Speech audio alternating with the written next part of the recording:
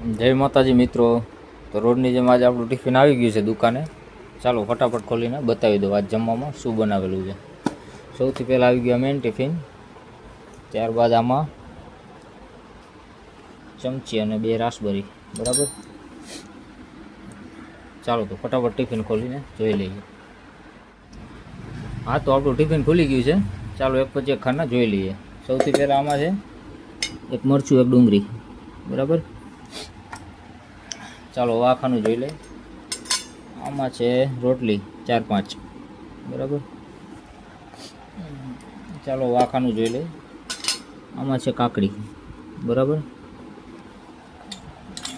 ચાલો આ ખાનું જોઈ લઈએ. આમાં છે ભરેલા રીંગણાનું શાક, બરાબર.